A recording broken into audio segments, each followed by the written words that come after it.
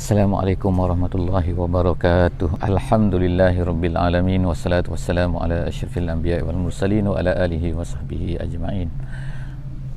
Bersyukur kita kepada Allah Subhanahu wa taala, sekali lagi kita pada pagi ini kita dapat bersama-sama mengikuti berada di dalam sesi majlis ilmu insya-Allah yang akan kita bincangkan pada pagi ini ialah tafsir ringkas daripada muka surat Al-Quran. Kita akan mengikut setiap muka surat daripada Al-Quran, dan insya-Allah pada pagi ini, pagi Jumaat 9 hari bulan Oktober tahun 2020 insya-Allah. Pagi ini kita akan bersama-sama pada muka surat 458 dan kita telah sampai ke penghujung surah Sad, dan kita juga insya-Allah pada pagi ini akan memulai surah yang baru, iaitu surah Az-Zumar.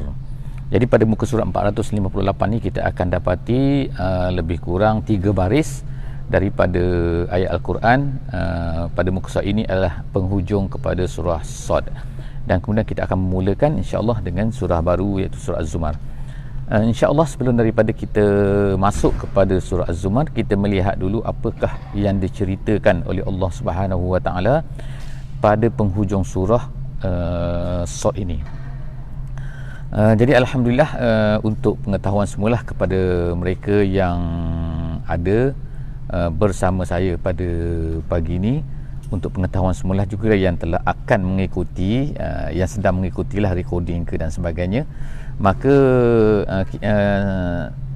dalam tafsiran ini saya menggunakan 3 tafsiran besar lah, iaitu yang pertamanya ialah daripada tafsir Jalalain, dan yang kedua daripada tafsir Al-Wasit yang ditulis oleh Syekh Sayyid At-Tantawi, bekas mufti Mesir dulu, dan juga bekas Syekhul Azhar satu ketika dulu, sebelum daripada beliau meninggal.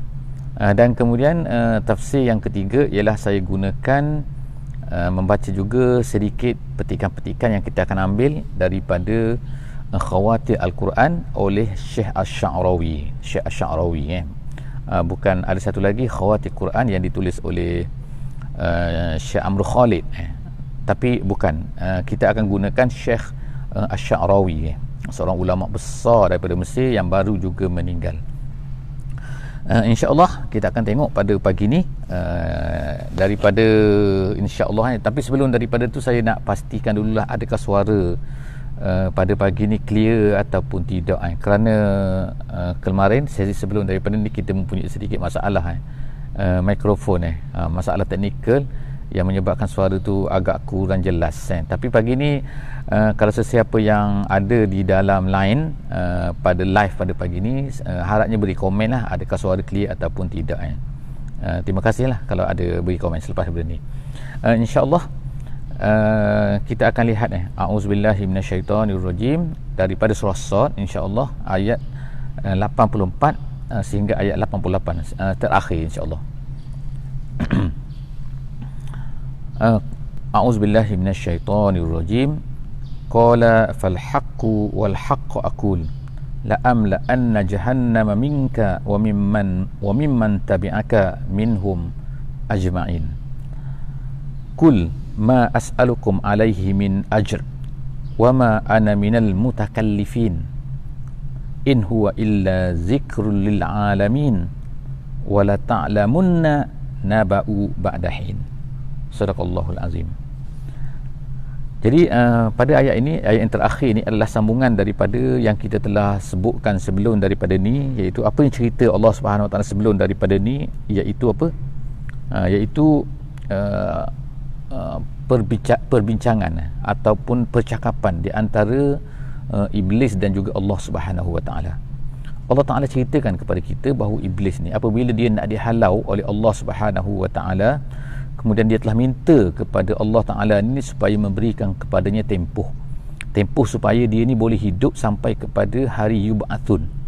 Tapi Allah Subhanahu Wa Ta'ala tak beri kecuali sehingga kepada kematian saja, iaitu kepada nafkhatul ula, tidak beri kepada nafkhatul atsaniyah. Jadi kita ada 2 nafkhah, iaitu tiupan sangkakala. Nafkhah ni tiupan sangkakala, tiupan, bahasa Melayu kata tiupan sangkakala.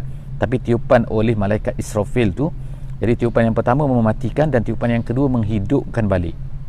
Jadi iblis ni dia minta kepada tiupan sampai tiupan yang kedua, tetapi Allah Ta'ala beri kepada tiupan yang pertama sahaja. Jadi itu cerita dia. Tetapi Allah Ta'ala sebutkan bahawa kaum iblis tak boleh menyesatkan kecuali orang-orang yang Allah Ta'ala izinkan lah, maknanya kan. Dan ada Allah Ta'ala, tapi ramai manusia akan boleh disesatkan oleh iblis ni, tapi Allah Ta'ala sebut yang mukhlasin. Kita sebut pada sesi lepas, iaitu mukhlasin, iaitu orang-orang yang selamat. Jadi kemudian dalam ayat ni, tapi sekali lagi saya ingatkan, saya nak minta kepada sesiapa yang ada di line sekarang ni, tolong maklumkanlah jika sekiranya suara ni clear ataupun tidak. Jadi pada ayat 84 pada pagi ni kita akan tengok Allah Ta'ala berkata qala falhaqqu. Falhaqqu di sini artinya adalah sumpah, kalau ikut ulama katakan, maknanya demi kebenaran. Wal haqqu aqul, dan aku hanya menyatakan kebenaran. Artinya kat sini ialah Allah Ta'ala, apa yang Allah Ta'ala sebut ni adalah kebenaran, satu benda yang pasti, satu benda yang akan berlaku, satu benda yang bukannya satu benda bohong. Jadi Allah Ta'ala kata wal haqqu aqul. Apa dia ketetapannya? Dia seolah-olah macam dia ni adalah satu benda yang betul, satu benda yang ketetapan oleh Allah Subhanahu Wa Ta'ala, iaitu apa? Ulama tafsir kata yang selepas tu, iaitu ayat 85 tu, dia nak menceritakan tentang apakah yang dikatakan oleh Allah Subhanahu Wa Ta'ala sebut. Yang kata betul tu iaitu apa? La amla'anna jahannama minka wa mimman tabi'aka minhum ajma'in. Yes, kamu boleh sesatkan manusia ni wahai iblis. Kamu boleh lakukan penipuan terhadap manusia, terhadap hamba-hambaku, tetapi ketetapan aku ialah aku akan, siapa yang engkau sendiri, aku akan penuhkan, masukkan kamu dan juga pengikut kamu tu nanti ke dalam apa? Ke dalam neraka Jahannam. Sebab tu Allah kata la'amla'anna, aku akan penuhkan masuk neraka Jahannam. Jadi siapa yang nak ikut iblis, silakan, tapi jaga-jaga dia akan masuk ke neraka Jahannam bersama dengan iblis.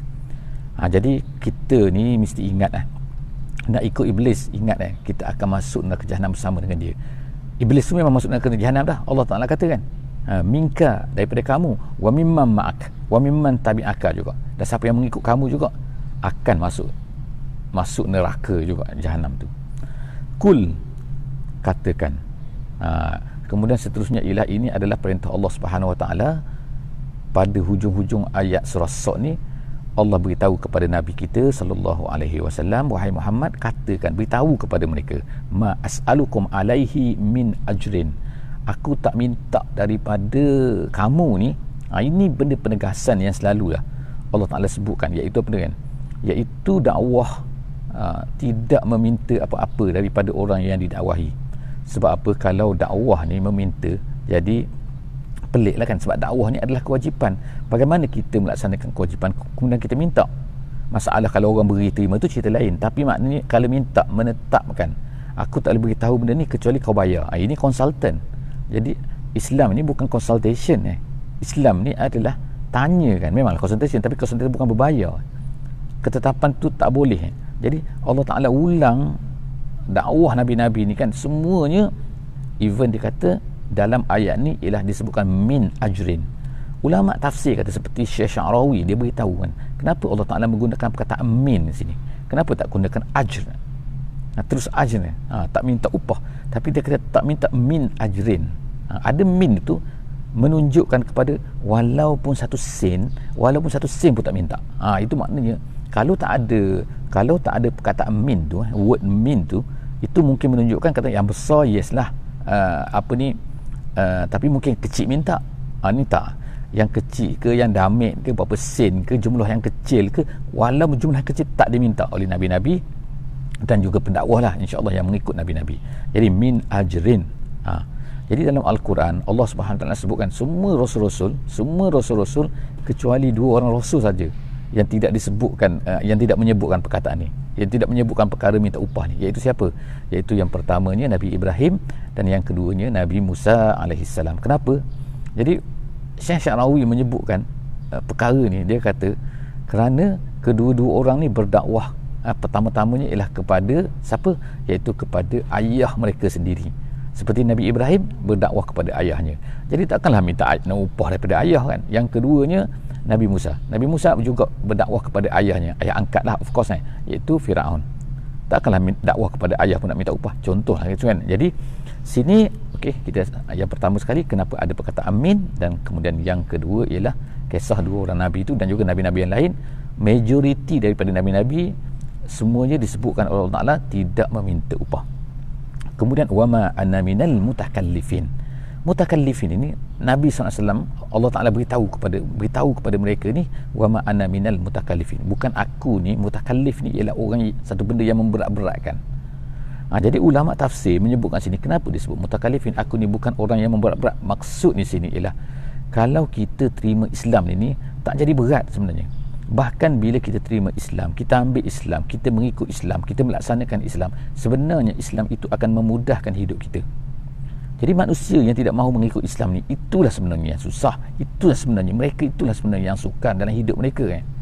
Ma'isyatan dongka dalam ayat yang lain disebutkan kan. Jadi tetapi manusia tak faham benda ni kan. Sebenarnya ikut Islam itulah memudahkan, tapi manusia ni kan akan mencari berfikir seolah-olahnya macam tidak mengikut Islam itulah yang memudahkan, seolah-olahnya lari daripada Islam itulah memudahkan. Mereka tak faham. Jadi oleh kerana mereka tak faham tu, maka kerja kita lah. Jadi Allah Ta'ala sebut kat sini, wama ana minal mutakallifin, aku ni bukan orang yang nampak macam berat je ikut Islam, tak kan. Sebenarnya jadi yang peliknya kalau orang Islam sendirilah merasai bahawa berat, menampakkan berat, penatnya aku ni ikut Islam ni. Kalau macam tu, jadi orang-orang yang tak ikut Islam pun, orang-orang yang kafir pun akan padan lah kan. Kita sendiri pun merasai berat. Jadi macam mana kita nak, kita faham, bila kita faham insya-Allah kan kita akan merasai senang. Macamlah orang, sama seperti orang yang makan ubat dia makan ubat, kita nampak macam susah lah makan ubat, hari-hari kena makan ubat, tapi sebenarnya ubat itulah bagus untuk dia. Jadi begitu juga Islam ni adalah sebenarnya bagus untuk kita. Kemudian in huwa illa zikrul lil alamin, Quran ini tidak lainlah melainkan dia ni adalah peringatan kepada al-alamin. Mesej ini, Islam ini adalah peringatan kepada untuk al-alamin. Wala ta'lamunna naba'ahu ba'dahin, kamu semua akan tahu nanti beritanya ini selepas daripada seketika nanti. Maknanya lama-lama nanti sampailah masanya kamu akan tahulah bahawa sebenarnya Islam ini adalah betul, Islam ini adalah baik, Islam ini adalah keselesaan, Islam ini adalah keselamatan, Islam ini kan. Tapi kemungkinan manusia sekarang tak nampak lagi benda tu. Okey, alhamdulillah, sadaqallahul azim, kita telah tamat surah Sad, dan kita akan masuk kepada surah yang baru iaitu surah Az-Zumar. Okey, Zumrah ini ialah gerombolan maknanya. Zumar tu ialah gerombolan. Maknanya bukan seorang lah jadi kenapakah nama ini digunakan, hikmahnya kenapa diberikan nama surah ini dengan Az-Zumar, insya-Allah pada penghujung surah ini kita akan baca tentang perkara ini, iaitu tentang ahli syurga dan juga ahli neraka. Jadi sebelum daripada kita masuk kepada surah ni, kita tengok dulu apakah dia kita nak katakan tema utama daripada surah ni. Ulama-ulama yang melihat kepada kesimpulan surah ini kan, keseluruhan surah ini, mereka mengatakan bahawa tema surah ini adalah al-ikhlas. Ikhlas kepada Allah dalam semua perkara, dalam ibadah kitanya, dalam taubah kitanya, dan segala-galanya. Sehingga Allah Subhanahu Wa Taala sebagai contohnya membuat perumpamaan di dalam surah ini itu dengan susu. Susu ni adalah satu benda yang datangnya daripada binatang tu. Datangnya daripada darah, datangnya kejadiannya, kemudian dia menjadi susu yang putih bersih, yang tidak ada langsung, tak ada kita nampak. Tapi bayangkan susu yang putih itu, yang bersih, yang ikhlas, kita katakan, kalaulah jatuh setitik darah di dalamnya, di dalam susu itu, terus akan merosakkan susu. Jadi rosak susu sebelanga, kata perumpamaan Melayu kan, kerana nila rosak susu sebelanga, iaitu apa? Tak perlu banyak, dia dah putih. Jadi maknanya putih tu ialah tanda keikhlasan. Allah Ta'ala sebutkan nanti dalam ni kan, kita nak katakan bukanlah makna kepastian kan, bahawa susu itu Allah Ta'ala nak bandingkan, tak. Tapi maknanya susu adalah ibarat daripada tanda kepada keikhlasan. Keputihan maknanya tak bercampur dengan apa-apa, putihnya satu benda tu yang tak bercampur dengan benda lain. Okey, jadi dalam surah Az-Zumar ini, Zumar ini temanya adalah al-ikhlas. Kita baca tengok insya-Allah daripada surah Az-Zumar ini, daripada permulaan insya-Allah. Kita tengok mula-mula lagi, Allah Subhanahu Wa Taala akan sebutkan perkataan mukhlis ini. Jadi sebagaimana sebelum daripada ini kita sebutkan mukhlis dan mukhlas adalah berbeza, dua benda yang berbeza kan. Mukhlas adalah dipilih, mukhlis adalah seorang yang memurnikan niatnya, memurnikan apa-apa yang dibuatnya kepada sesuatu benda. Jadi kita tengok sini kan, a'udzubillahi minasyaitonirrajim, bismillahirrahmanirrahim, tanzilul kitabi minallahil azizil hakim. Allah Subhanahu Wa Taala memulakan surah ini dengan tanzil, disebutkan tanzil. Dalam Al-Quran ada 3 perkataan yang digunakan. Kadang-kadang dia guna perkataan inzal, kadang-kadang menggunakan perkataan nuzul, kadang-kadang menggunakan perkataan tanzil. Jadi apa beza ketiga-tiga perkataan ni? Of course ada beza. Daripada segi bahasa Arab, bunyi pun dah lain sikit kan, tapi maknanya secara umumnya, secara mudahnya bahasa Melayunya kita kata turun dah kan. Tapi apa beza di antara nuzulun, apa beza di antara inzalun, apa beza di antara tanzilun? Secara mudahnya kan ialah nuzul ni ialah satu benda yang datang daripada atas ke bawah. Bila sebut inzal, ialah satu benda yang menunjukkan kepada orang yang menurunkan itu berada lebih tinggi daripada orang satu benda yang diturunkan tu. Yang ketiganya tanzilun. Tanzilun nak menunjukkan kepada penurunan sesuatu perkara itu sedikit-sedikit, dia bukan sekaligus. Sebab tu apabila Allah Subhanahu Wa Taala sebutkan inna anzalnahu fi lailatul qadri, dia gunakan anzala, dia tak guna tanzil. Jadi kadang-kadang Allah Ta'ala menggunakan tanzil, itu adalah mengikut kesesuaian.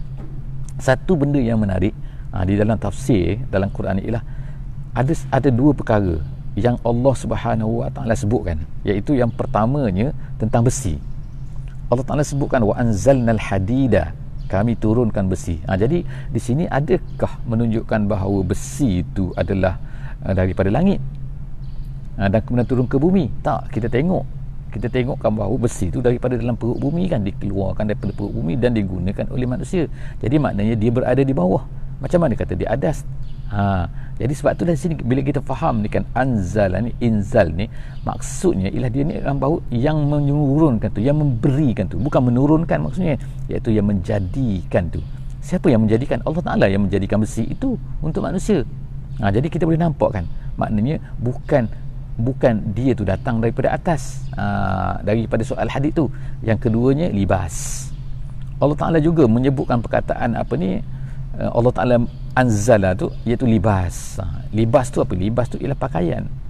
Jadi pakaian datang daripada atas ke pakaian? Bukan, datang daripada bawah kan, datang daripada binatang, datang daripada kapas, datang daripada petrol, plastik kan, polyester dan macam-macam kan. Jadi datang daripada bawah, bukan datang daripada atas kan. Tapi bila kita faham makna ni, perbezaan di antara an-nuzulu, al-inzalu dan juga at-tanzilu, maka kita boleh faham lah kenapa Allah Ta'ala gunakan. Sebab itulah kan, kadang-kadang lah kita tak sesuai guna perkataan anzala tu maknanya menurunkan. Sebab apa? Kadang-kadang dia tu bukan datang daripada atas. Okey. Jadi itu adalah penjelasan yang diberikan oleh Sya'rawi di dalam kitabnya dalam isu ni. Kemudian Allah Subhanahu Wa Taala sebut dia menurunkan secara gradually lah, tanzilul kitab minallahi al-aziz al-hakim. Al-aziz ni kita terjemahkan perkasa lah, tapi dalam bahasa Arab yang lebih itunya ialah maksud al-aziz ni ialah seseorang yang mana tidak memberi, seseorang yang terkaya. Terkaya ni erti apa kan? Orang buat baik pun dia tak efek apa-apa, orang buat jahat pun dia tak efek apa-apa. Itu al-aziz. Okey. Jadi yang seterusnya ialah al-hakim. Hakim ni bijaksana lah, yang mempunyai hikmah pun betul dan sebagainya lah. Itu banyaklah sebelum kita jelas sebelum daripada. Inna anzalna ilaikal kitaba bil haqqi fa'budillaha mukhlishan lahuddin. Allah Ta'ala kata, kami turunkan kepada engkau Alkitab ni, Al-Quran ini bil haqqi, dengan benar. Jadi Allah Subhanahu Wa Ta'ala sebut kat sini kan, bil haqqi. Nanti dalam ayat yang kelima pun disebutkan juga, iaitu apa? Khalaqas samawati wal arda bil haqqi. Jadi kita jelaskan sebelum daripada ni, sebelum ada serba sedikit kan, apakah maksud al-haqqi? Al-haqqi ni salah satu daripada nama Allah Subhanahu Wa Ta'ala. Jadi bolehlah bila nama al-asmaul husna tu salah satu namanya adalah al-haqqu. Jadi kalau kita nak beri nama anak kita ke Abdul Hakim pun boleh. Abdul Hakim maknanya hamba kepada Allah Subhanahu Wa Taala, Al-Hakim. Tapi bila dalam Quran ni, apa maksud Al-Hakim? Al-Hakim ni ada dalam terjemahannya kebenaran lah kan, tetapi itu adalah terjemahan yang begitu simple. Tapi maksud Al-Hakim ni ada macam-macam, pelbagai penafsiran lah yang diberikan oleh ulama. Al-Haqqu lawan dia adalah Al-Batil. Al-Batil artinya tak betul. Al-Haqqu maknanya betul. Apa yang betul, apa yang tak betul. Jadi oleh kerana itulah penjelasan-penjelasan antara yang menarik yang diberikan oleh ulama tafsir mengatakan bahawa Al-Haqqu ni ialah satu benda, iaitu ketetapan Allah Ta'ala ni sebagai contohnya dalam ayat beberapa hari lepas yang kita baca, Allah Ta'ala sebutkan bahawa tidak menjadikan dunia ini, apa yang ada di bumi, apa yang ada di langit ni batilah kan. Allah Ta'ala tak jadikan batilah. Apa maksud batilah? Batilah artinya tanpa peraturan, maknanya dia dibiarkan begitu saja, sia-sia, satu terjemahan. Tapi juga maksud lain kepada batilah ialah tanpa peraturan, makna dia boleh bergerak begitu saja, terpulanglah pada dia. Tidak, Allah Ta'ala dah jadikan peraturannya. Al-Haqqu boleh diterjemahkan dengan peraturannya. Peraturan artinya ketetapannya. Ketetapan artinya apa? Iaitu dia mesti mengikut satu ketetapan yang tertentu. Bila dia mengikut ketetapan itu, nama dia Al-Haqqu. Jadi sebab itulah dinamakan Islam ini adalah Al-Haqqu. Islam ni adalah benar. Kenapa? Apa yang dimaksudkan benar? Kerana dia menetapi, dia ni dia ada membetuli dengan suatu benda yang sepatutnya. Jadi apabila Islam tu membetuli dengan yang sepatutnya, iaitu sepatutnya hidup manusia macam ni, sepatutnya manusia ni kalau dia buat salah dia kena hukum macam ni, manusia ni kalau dia buat macam ni maka dia tak betul dengan jiwa dia, dia tak akan betul dengan hidup dia, tak akan betul dengan kesihatan dia, tak akan betul ni. Jadi apa-apa yang Allah Ta'ala turunkan dalam Islam itu, itulah dia Al-Haqqu, iaitu inilah yang betul dengan apa yang sepatutnya. Jadi Islam itu ada Al-Haqqu. Jadi yang lain tu adalah Al-Batilu. Jadi kita nampak, jadi kalau kita kebenaran, bukan hanya kebenaran yang begitu simple lah kita terjemahkan kan, tapi dia lebih daripada itu lagi, iaitu maksudnya adalah dia ni adalah satu benda yang betul dan memberi manfaat dan sepatutnya diikuti, sepatutnya yang betul dengan ketetapan dan juga undang-undang law of Allah Subhanahu Wa Taala. Ketetapan Allah ni bukan makna undang-undang di mahkamah saja kan, tetapi maksudnya ialah undang sini ketetapan Allah kan. Walan tajida li sunnatillahi tabdila. Allah Taala tidak menjadikan pada sunnah Allah, kita panggil kadang-kadang sunnatullah. Allah Taala tak jadikan pada sunnatullah ini perubahan, berubah, dia tak berubah sampai hari kiamat. Allah dah tetapkan macam tu. Sebagai contohlah kita katakan ketetapan Allah ni kan, banyak ketetapan Allah ni kan. Kalau kita tengok dalam simple fizik ada law-nya. Kalau kita kata api itu membakar, pisau itu memotong, air itu membasah, itu adalah undang-undang dunia yang kita manusia boleh fikirkan. Bagaimana boleh jadi benda tu? Kerana Allah Ta'ala yang tetapkan. Jadi itu adalah Al-Haqqu secara mudahnya. Tetapi Al-Haqqu yang kita lebih mendalam lagi sini ialah Islam itu adalah Al-Haqqu, dan yang lain daripada Islam itu adalah Al-Batilu. Jadi Allah Ta'ala sebutkan sini kan, inna anzalna ilaikal kitaba bil haqqi. Kitab ni al-haq tu, fa'budillah. Oleh kerana itu maka hendaklah kamu beribadah, tunduk hanya kepada Allah Ta'ala saja, dan tidak mukhlisan, dalam keadaan ikhlas. Ataupun kita kata ikhlas ni, mungkin kita kata saya beribadah dengan ikhlas, bukan hanya ikhlas begitu, tapi maksudnya ialah tidak boleh beribadah bercampur aduk dengan yang lain sebagaimana yang dibuat oleh orang-orang kafir. Apa dia orang-orang kafir buat? Sebagaimana yang akan Allah Ta'ala sebut lepas daripada ni, iaitu dalam ayat yang ketiga. Allah Ta'ala kata ala lillahi dinul khalis. Sepatutnya untuk lidin, sepatutnya lillah, untuk Allah kan. Sepatutnya ad-dinul khalis ni hanya untuk Allah Ta'ala saja, tak boleh bercampur aduk maknanya kan. Dalam hadis kan, dalam hadis kursi Allah Ta'ala kata ana aghnas syuraka. Ana aghnas syuraka ni artinya aku adalah maha kaya, aku tak terima perkongsian. Jadi kalau manusia ni dibuat satu benda kerana Allah, dan buat satu benda kerana Allah dan juga kerana lain, itu adalah nama dia berkongsi. Allah Ta'ala tak terima benda tu. Allah hanya terima satu benda yang khalis lillahi ta'ala. Wallazina takhazu min dunihi awliya ma na'buduhum illa liyuqarribuna ila Allahi zulfa. Tengok kan, orang-orang yang mengambil selain daripada Allah sebagai aulia mereka ni, mereka ini menyembah yang lain daripada Allah juga, di samping menyembah Allah lah kan. Kenapa mereka kata liyuqarribuna ila Allahi zulfa? Untuk mendekatkan diri kepada Allah. Nak dekatkan diri kepada Allah tapi gunakan yang lain. Allah Ta'ala tak terima macam tu kan, bercampur-campur. Makna buat satu benda kerana Allah tapi bercampur kerana yang lain juga, tak boleh. Direct kan, kita ni Islam ni direct kan, dia tak seperti mungkin Kristian kan, yang ada father, nak minta maaf kena pergi kepada father, kena hulur duit dulu dan macam-macam lah kan. Jadi maknanya benda tu adalah tak betul. Kita ni ialah direct kepada Allah Ta'ala, tak ada liyuqarribuna ila Allahi zulfa ni, tak ada. Kemudian innallaha yahkumu bainahum fima hum fihi yakhtalifun. Allah Ta'ala akan hukumkan apa yang mereka sedang pertikaikan ini, iaitu pertikaikan apa? Pertikaikan bergaduh ni, iaitu bergaduh bukan bergaduh maknanya bertumbuk mungkin, tapi maknanya orang ni cakap macam ni, orang ni cakap ni. Siapa orang ni cakap macam ni? Iaitu di antara orang mukmin dan juga orang kafir. Orang kafir kata orang mukmin itu salah, orang mukmin kata tak betul apa yang dia buat orang kafir tu. Jadi pertikaian tu berlaku. Jadi nanti Allah Ta'ala akan hukumkan, akan clearkan kan, akan beri kata putus nanti kan, sesiap yahkum. Yahkum siapa yang betul, siapa yang salah. Innallaha la yahdi man huwa kadzibun kafar. Allah tak akan beri hidayah kepada orang yang kazib. Orang kazib, orang penipu, orang kata orang lain tu penipu, orang yang menidakkan orang Islam ni dan sebagainya. Kafar, dia tu kafar ya. Waalaikumsalam. Sebab ada orang bagi salam, jadi saya jawab salam dulu kan, insya-Allah. Lau aradallahu an yattakhiza walada. Seterusnya ialah Allah Ta'ala sebut lagi tentang ada manusia ni atas dunia ni yang mengatakan manusia, Allah Ta'ala ni mengambil Tuhan. Maknanya dia yakin pada Allah juga. Maknanya bila dia kata Allah Ta'ala ni mengambil anak, minta maaf, Allah Ta'ala ni mengambil anak, jadi menunjukkan bahawa mereka percaya kepada Allah, percaya kepada wujudnya Allah, tapi kesilapan.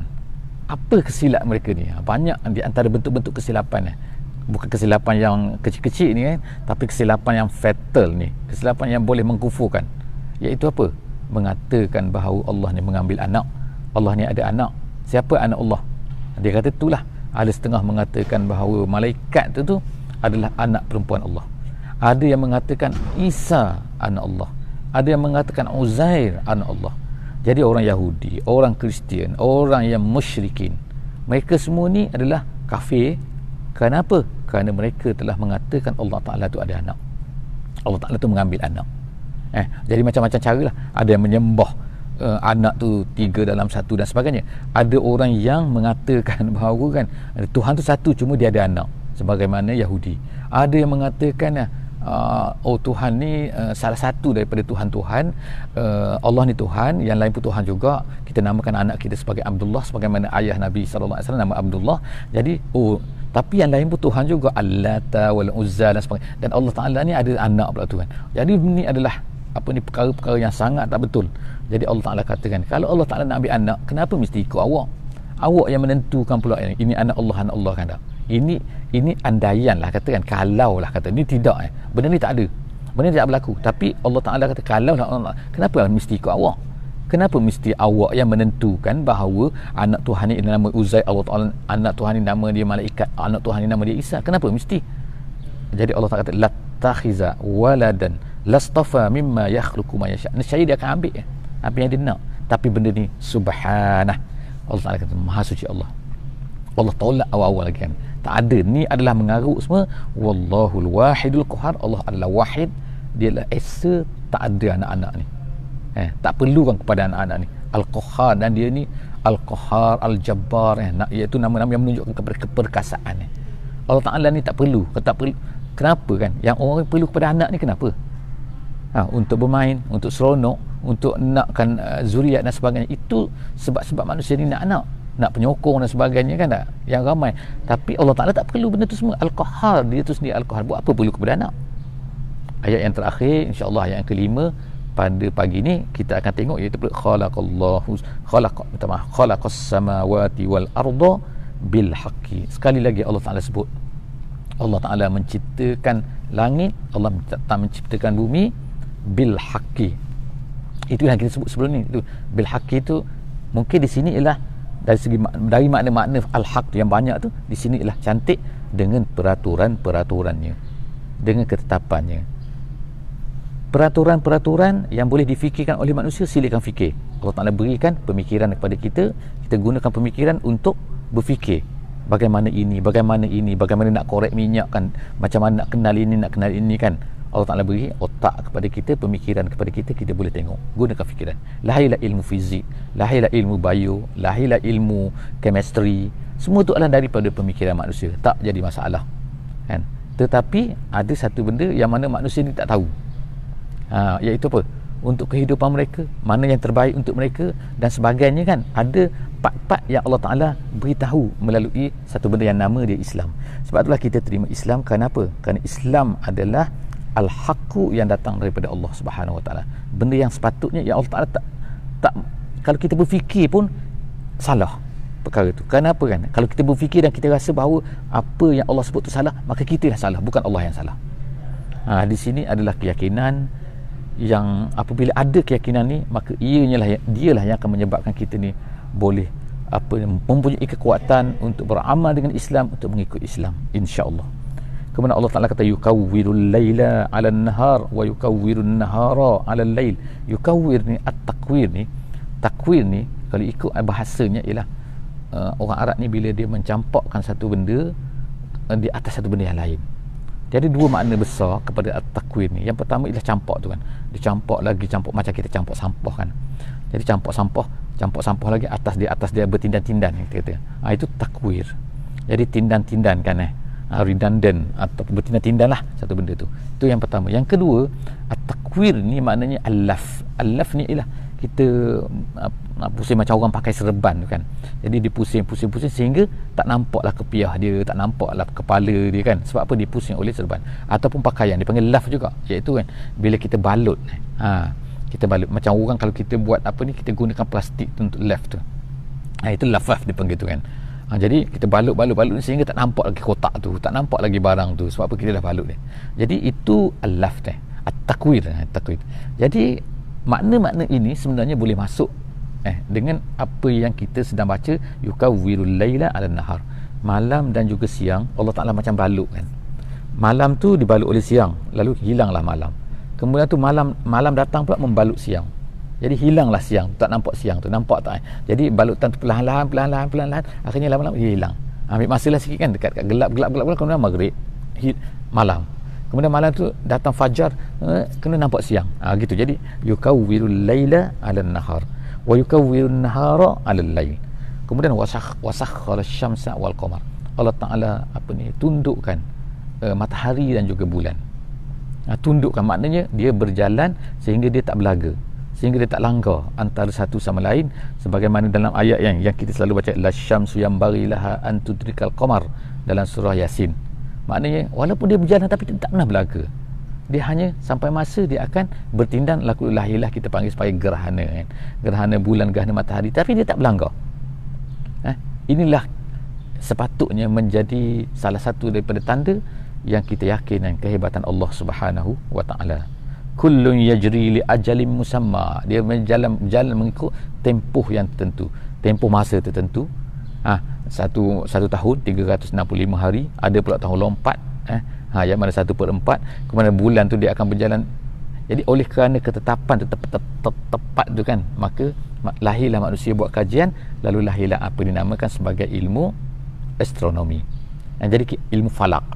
Jadi kita pun boleh teka, boleh agak lah, tapi semua itu adalah biiznillahi ta'ala, wallahu ta'ala alam bisawab. Ala wal azizul ghaffar. Ketahuilah Allah itu adalah maha aziz dan juga maha ghaffar. Setakat tu saja kita pada pagi ini. Alhamdulillah, moga-moga kita mendapat sedikit petikan-petikan daripada muka surat 458 pada pagi ini. Moga-moga Allah Subhanahu Wa Ta'ala beri kekuatan pada kita pagi ni. Minta maaf malam ni, pagi ni kita terpaksa mengadakan di dalam masjid ni, masjid SWAS, tak dapat keluar kerana hujan lebat di luar sekarang ni. Musim sekarang ni musim hujan. Jadi insya-Allah kalau hujan tak ada esok lusa kan, insya-Allah kita akan buat di luar insya-Allah kan.